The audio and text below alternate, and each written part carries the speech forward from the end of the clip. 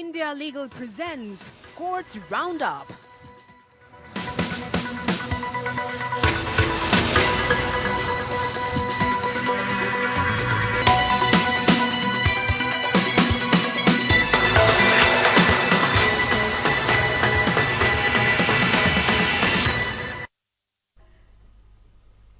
नमस्कार, मैं हूं आपके साथ नेहा दुबे। कोर्ट्स राउंडअप में आपका बहुत स्वागत है। इस बुलेटिन में अगले आधे घंटे हम आपको कोर्ट से जुड़ी तमाम छोटी बड़ी खबरों से करवाएंगे रूबरू।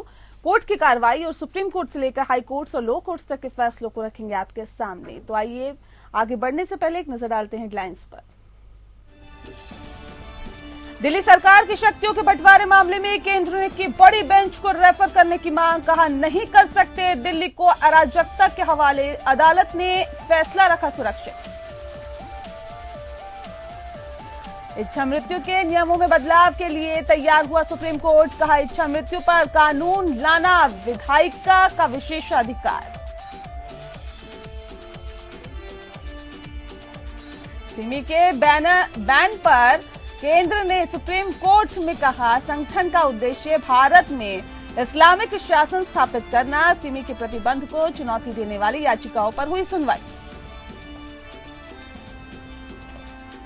दक्षिणी दिल्ली अनधिकृत निर्माण मामले में दिल्ली हाई कोर्ट ने लगाई लोकपाल के जांच आदेश पर रोक, लोकपाल समेत सभी प्रतिवादियों को नोटिस जारी।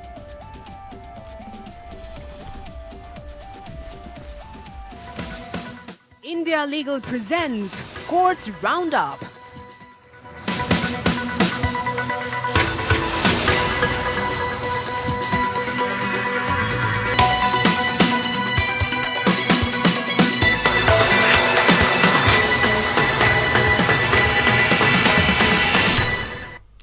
दिल्ली सरकार की शक्तियों के बंटवारे मामले में अफसरों की ट्रांसफर पोस्टिंग पर अधिकार किसका, इस विवाद पर सुप्रीम कोर्ट ने फैसला सुरक्षित रखा है। दोनों पक्षों की दलील सुनने के बाद 5 जजों की संवैधानिक पीठ ने 5वें दिन सुनवाई के बाद फैसला सुरक्षित रखा। वहीं सॉलिसिटर जनरल तुषार मेहता ने कहा है कि मामला देश की राजधानी का है, ऐसे में इसके महत्व को देखते हुए मामले को बड़ी बेंच में भेजा जाए और दिल्ली को अराजकता के हवाले न किया जाए। रिपोर्ट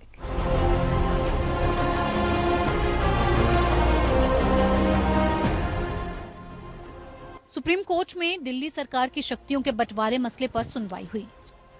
सुप्रीम कोर्ट ने प्रशासनिक सेवाओं पर नियंत्रण के मुद्दे पर जीएनसीटीडी बनाम भारत सरकार मामले में 2018 के फैसले को बड़ी बेंच को रेफर करने की केंद्र ने मांग की। दिल्ली सरकार की ओर से वकील अभिषेक मनु सिंघवी ने कहा कि दिल्ली को लेकर यहां ऐसी तस्वीर पेश की जा रही है कि राष्ट्रीय राजधानी को हाईजैक किया जा रहा है।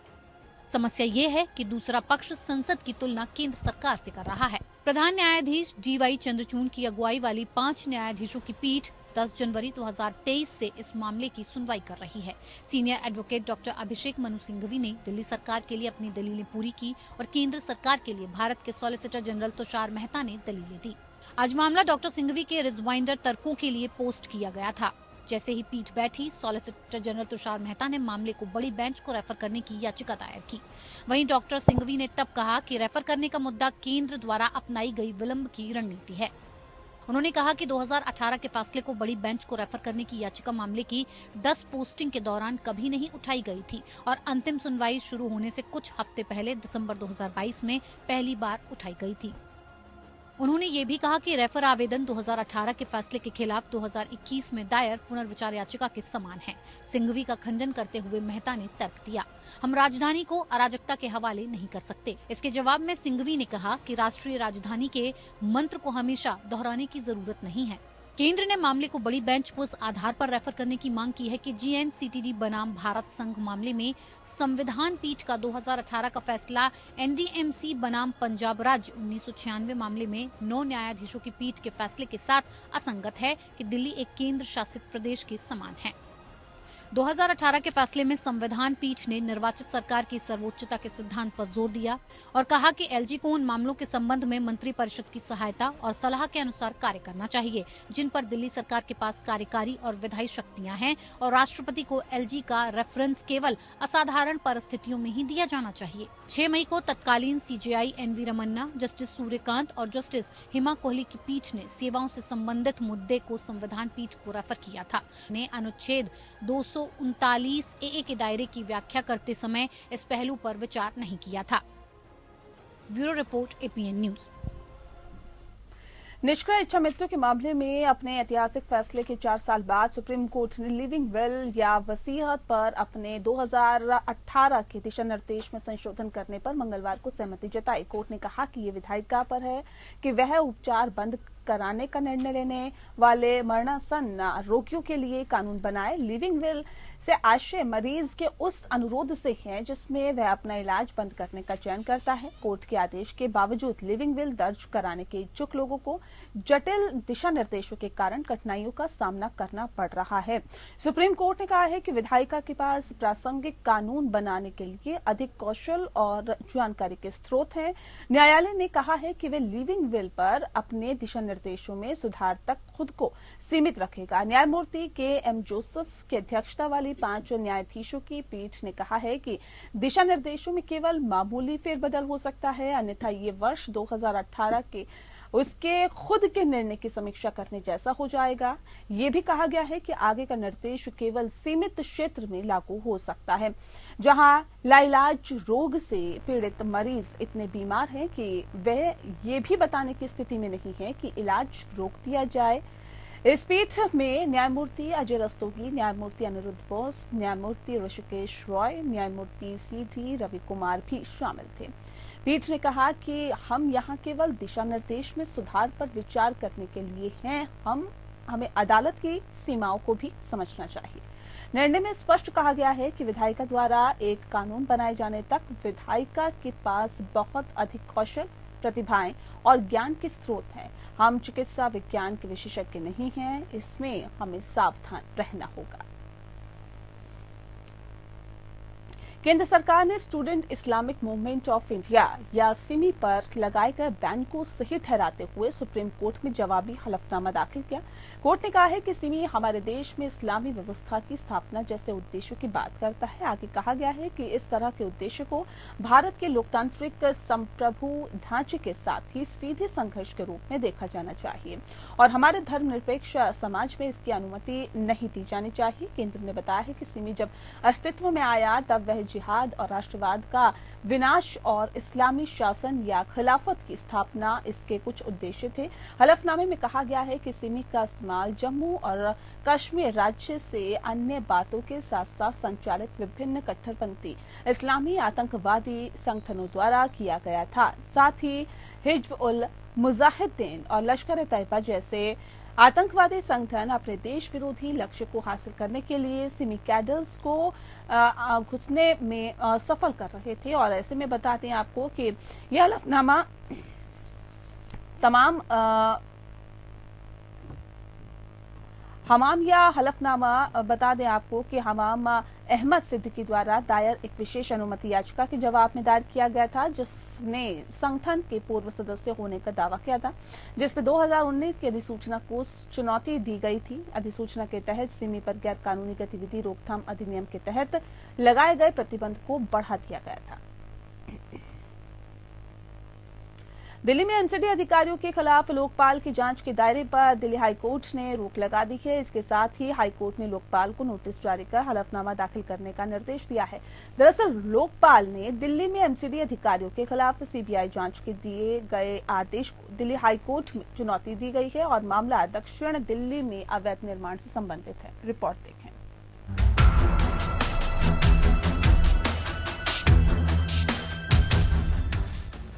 दिल्ली में एमसीडी अधिकारियों के खिलाफ जांच के लोकपाल के आदेश मामले पर दिल्ली हाईकोर्ट में सुनवाई हुई। दिल्ली हाईकोर्ट की जस्टिस प्रतिभा सिंह की बेंच ने दक्षिणी दिल्ली में अनधिकृत निर्माण पर लोकपाल के दिल्ली नगर निगम के अधिकारियों के खिलाफ सीबीआई जांच के आदेश पर रोक लगा दी है। बेंच ने लोकपाल समेत सभी प्रतिवादियों को नोटिस जारी किया है। दिल्ली उच्च न्यायालय ने सीबीआई को आदेश दिया कि शहर में अवैध निर्माण के लिए दिल्ली नगर निगम के अधिकारियों के खिलाफ लोकपाल द्वारा आदेशित जांच को आगे न बढ़ाया जाए। सीबीआई ने अभी तक मामले में एफआईआर दर्ज नहीं की है। याचिका पर सुनवाई करते हुए न्यायमूर्ति सिंह ने कहा कि हालांकि वो शुरुआत में आदेश पर रोक लगाने के लिए अनिच्छुक थी, क्योंकि उनका मानना था कि लोकपाल ने कुछ पाया है, लेकिन केंद्रीय सतर्कता आयोग की रिपोर्ट की जांच से पता चला है कि इस स्तर पर कोई जांच नहीं की गई है। जज ने कहा कि पूरे विभाग के खिलाफ जांच का आदेश नहीं दिया जा सकता। न्यायालय ने आगे कहा कि क्षेत्राधिकार का मुद्दा और जिस तरीके से लोकपाल को आगे बढ़ाना है वो बात के स्तर पर उठेगा और इसलिए लोकपाल को मामले में जवाब दाखिल करना चाहिए। अदालत ने तब प्रतिवादियों को नोटिस जारी किया और मामले को 25 अप्रैल को आगे के विचार के लिए सूचीबद्ध किया है। अपनी याचिका में एमसीडी ने तर्क दिया कि लोकपाल ने दिसंबर 2021 से एक असंगत और सामान्य शिकायत के आधार पर 28 नवंबर को अपने अधिकारियों के खिलाफ जांच का आदेश दिया था, जहां शिकायतकर्ता ने दक्षिणी दिल्ली में अवैध और अनधिकृत निर्माण के बारे में आरटीआई के तहत डेटा प्राप्त करने के प्रति असंतोष व्यक्त किया था। इस संबंध में दिल्ली नगर निगम ने हाईकोर्ट में याचिका दायर कर लोकपाल के आदेश को चुनौती दी थी। नगर निगम के वकील संजय वशिष्ठ ने कहा कि लोकपाल ने 28 नवंबर को सीबीआई जांच का आदेश दिया था। भ्रष्टाचार की कोई शिकायत न होने के बावजूद ये आदेश दिया गया। लोकपाल ने आदेश में केवल ये कहा कि दक्षिणी दिल्ली में तेजी से अवैध निर्माण हो रहे हैं।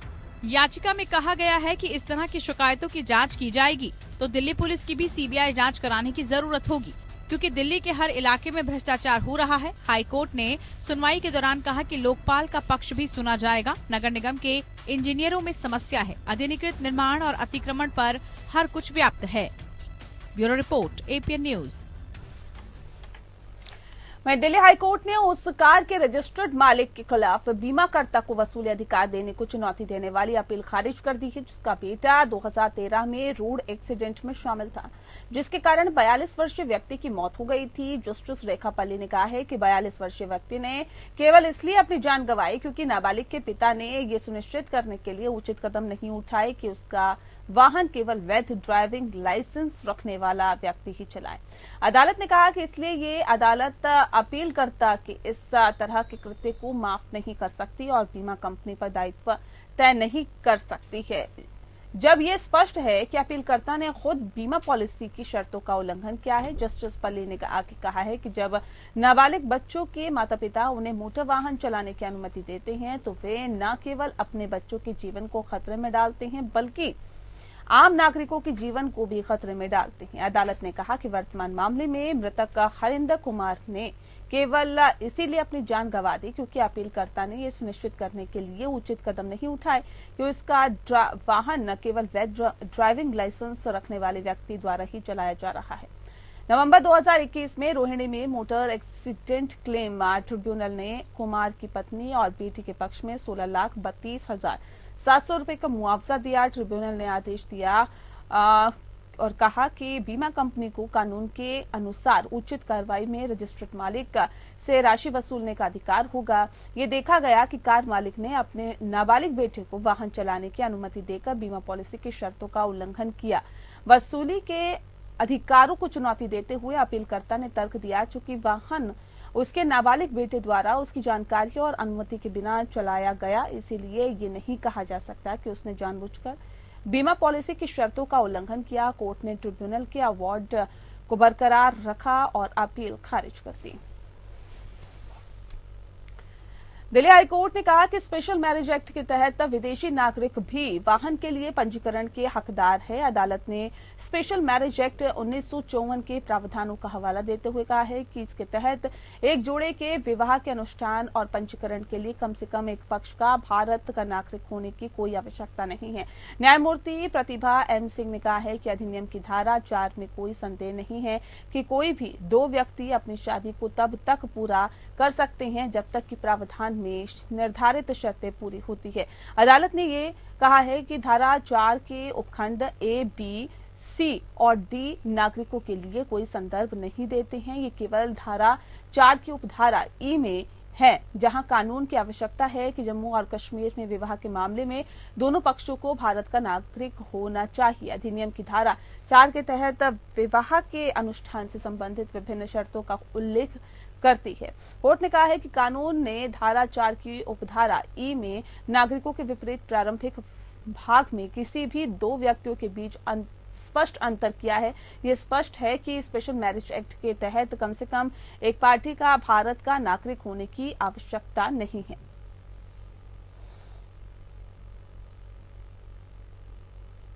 कर्नाटक हाईकोर्ट में एसिड अटैक की धमकी मामले पर सुनवाई हुई है। कोर्ट ने पीड़िता द्वारा उठाई गई आशंकाओं को स्वीकार करते हुए ठुकराए हुए प्रेमी को जमानत देने से इनकार कर दिया है। कोर्ट के समक्ष पीड़िता ने आरोपी को जमानत देने का विरोध करते हुए आशंका जताई थी कि अगर आरोपी को जमानत पर रिहा किया गया तो वह उस पर एसिड फेंक देगा। Justice MG. उमा की कल न्यायाधीश पीठ ने पवन द्वारा दायर याचिका खारिज कर दी, जिस पर भारतीय दंड संहिता आईपीसी की धारा 341, 354 डी और 506 और यौन अपराधों से बच्चे की सुरक्षा अधिनियम के प्रावधानों के तहत दंडनीय अपराध का आरोप लगाया गया। याचिकाकर्ता ने इस आधार पर जमानत मांगी कि उसे 12 जून 2022 को पकड़ा गया और तब से वह न्यायिक हिरासत में है। याचिकाकर्ता के खिलाफ एकमात्र आरोप है कि उसने पीड़ित लड़की को अवैध रूप से रोका, उसकी लज्जा भंग करने की कोशिश की और उसे जान से मारने की धमकी दी। उसने प्रस्तुत किया कि अपराध मृत्यु या आजीवन कारावास के साथ दंडनीय नहीं है।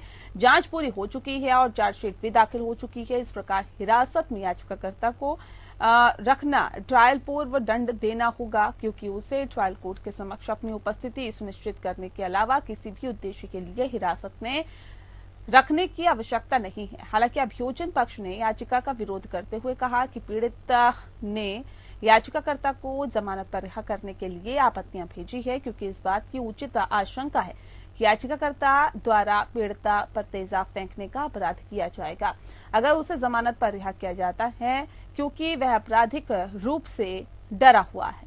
इसके बाद अदालत ने कहा है कि पीड़िता और उसके परिवार के सदस्यों को जान का खतरा है, क्योंकि गांव में उनके समुदाय का एकमात्र घर है। कोर्ट ने कहा है कि अगर आरोपी एसिड फेंकने की अपनी धमकी को अंजाम देता है तो ये गंभीर मामला है और उसे बेल नहीं दी जा सकती।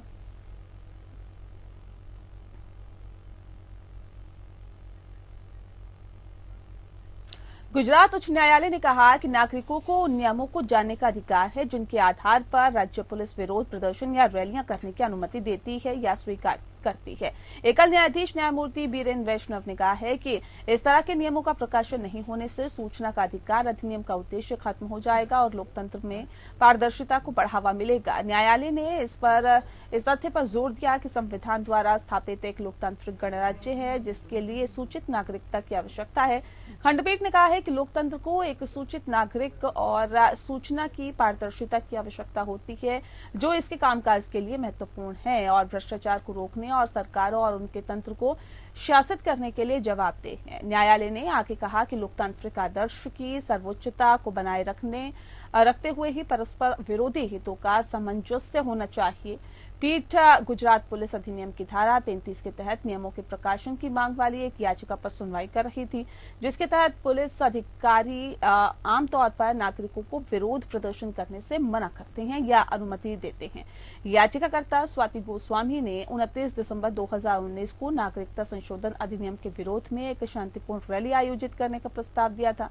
हालांकि एक दिन पहले उन्हें सूचित किया गया था कि इस तरह की सभा और शांति विरोध की अनुमति कानून और व्यवस्था के साथ साथ यातायात की भीड़ के आधार पर अस्वीकार कर दी गई थी। याचिकाकर्ता ने हालांकि आदेश का उल्लंघन किया और एक सभा आयोजित की और इसीलिए कुछ घंटों के लिए हिरासत में लिया गया। गोस्वामी ने तब उच्च न्यायालय का रुख किया और राज्य या उसके नियंत्रण में या उसके कर्मचारी द्वारा अपने कार्यों के निर्वहन के लिए उपयोग किए जाने वाले सभी नियमों, विनियमों, निर्देशों, मैनुअल और रिकॉर्ड के प्रकाशन और ऑनलाइन पहुंच की मांग की। पंजाब हरियाणा हाईकोर्ट ने तलाक पर फैसला दिया है। मामला पत्नी के देर रात तक टीवी देखने और टीवी कार्यक्रम में अभिनेत्रियों ने जो कपड़े पहने हैं वो खरीदने की जिद करने का है। पत्नी की तलाक के आदेश को चुनौती देने वाली याचिका सिरे से खारिज करते हुए पंजाब हरियाणा हाईकोर्ट ने तलाक के आदेश पर मुहर लगा दी है।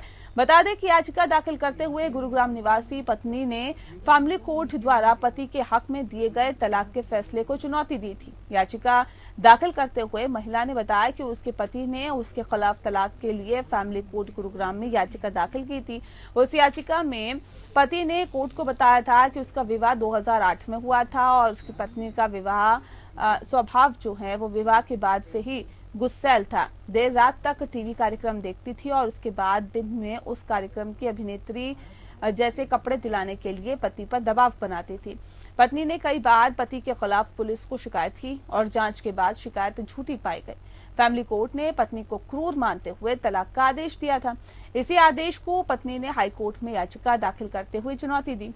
हाई कोर्ट ने अपने आदेश में पति की सभी दलीलों की समीक्षा करी और पत्नी के दावों को परखा। कोर्ट ने पाया कि पत्नी के बयान बार बार बदल रहे हैं। इसके साथ ही पत्नी ने 2014 में घर छोड़ने के बाद बच्चों को मिलने तक का प्रयास नहीं किया। बताया भी जा रहा है कि इन सभी कारणों को आधार मानते हुए पंजाब हरियाणा हाई कोर्ट ने पत्नी की अपील खारिज करते हुए तलाक के आदेश पर मुहर लगा दी। वहीं पंजाब और हरियाणा हाई कोर्ट ने कहा है कि दोषी ठहराए जाने और सजा के बाद भी एक व्यक्ति द्वारा नाबालिग होने की दलील दी जा सकती है, जिसके अनुसार अधिकारी आयु निर्धारण जांच करने के लिए बाध्य होंगे। कोर्ट एक ऐसे व्यक्ति की याचिका पर विचार कर रहा था जिसने वर्ष 1995 में 16 वर्ष से थोड़ा अधिक आयु में अपराध किया था। जुवेनाइल जस्टिस एक्ट 1986 के अनुसार एक पुरुष को 16 वर्ष की आयु तक किशोर माना जाता था और महिला की 18 वर्ष की आयु तक। लेकिन किशोर न्याय बच्चों की देखभाल और संरक्षण अधिनियम 2000 के तहत पुरुषों की आयु सीमा 16 से बढ़ाकर 18 कर दी गई थी। और बता दें आपको कि याचिकाकर्ता आईपीसी की धारा 148, 302, 307, 323 और 364 के तहत 1995 में किए गए अपराधों के लिए 2012 में दोषी ठहराया गया और सजा सुनाई गई और सीआरपीसी की धारा 482 के तहत उच्च न्यायालय का रुख किया और 2000 अधिनियम के तहत उसकी उम्र निर्धारित करने के लिए जांच के आदेश की मांग की। उसने तर्क दिया कि भले ही अपराध की कथित घटना की तारीख पर उसकी उम्र 16 साल 3 महीने और 25 दिन थी, जो कि 1986 के अधिनियम के अनुसार किशोर उम्र नहीं थी और मामले के लंबित होने के चलते अधिनियम 2000 लागू हो सकता था। और याचिकाकर्ता ने तर्क दिया कि उसे 2011 में गिरफ्तार किया गया था और उसके बाद उसका मुकदमा शुरू हुआ और उसे 2012 में दोषी ठहराया गया और सजा सुनाई गई। इन सभी तारीखों पर वह अधिनियम 2000 के अनुसार किशोर था। उसने तर्क दिया कि उसे अधिनियम 2000 की धारा 20 के तहत किशोरता का लाभ मिलना चाहिए। कोर्ट ने कहा कि सत्र न्यायालय याचिकाकर्ता द्वारा मांगे गए दस्तावेजों की प्रामाणिकता और वास्तविकता की जांच करने का हकदार होगा।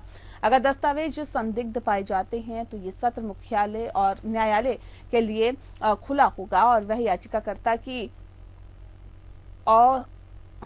ऑसिफिकेशन टेस्ट या फिर आयु निर्धारण के किसी अन्य आधुनिक मान्यता प्राप्त तरीके से चिकित्सीय जांच करा सकते हैं।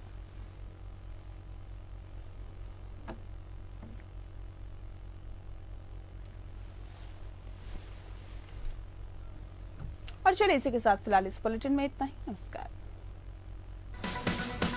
India Legal presents Courts Roundup.